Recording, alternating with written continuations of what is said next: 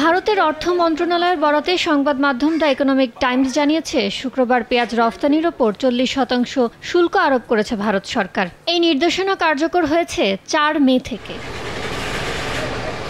এর আগে অভ্যন্তরীণ বাজারে সরবরাহ স্বাভাবিক রাখতে গত বছরের 8 ডিসেম্বর পেঁয়াজ রফতানি নিষিদ্ধ করে ভারত। এর সত্ত্বেও বেশ কয়েকটি বন্ধুত্বপূর্ণ দেশে পেঁয়াজ রফতানি করে থাকে দেশটি।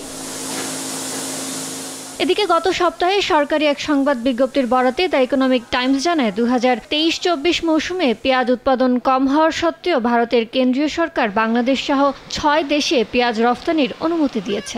আন্তর্জাতিক বাজারে বাড়তি চাহিদা থাকায় বাংলাদেশ, সংযুক্ত আরব আমিরাত, ভুটান, বাহরাইন, মরিশাস ও শ্রীলঙ্কায় 99,150 টন পেঁয়াজ রফতানি করার সিদ্ধান্ত নেয় দেশটি। তবে সেক্ষেত্রে পেঁয়াজের দাম অগ্রিম পরিশোধ করার শর্ত জুড়ে দেয় দেশটি।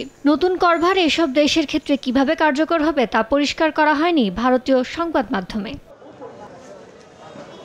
বিকাশে কম খরচে ক্যাশ আউটের লিমিট বেড়ে 50,000, প্রিয় এজেন্টও 2টা।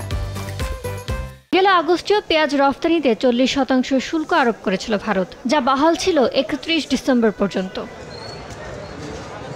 দেশের অভ্যন্তরীণ বাজারে পেঁয়াজের দাম স্থিতিশীল রাখতে রবি মৌসুমে 5 লাখ টন পেঁয়াজ কেনার লক্ষ্যমাত্রা নির্ধারণ করেছে ভারত সরকার। ইয়ানুর শিফাত, সময় সংবাদ।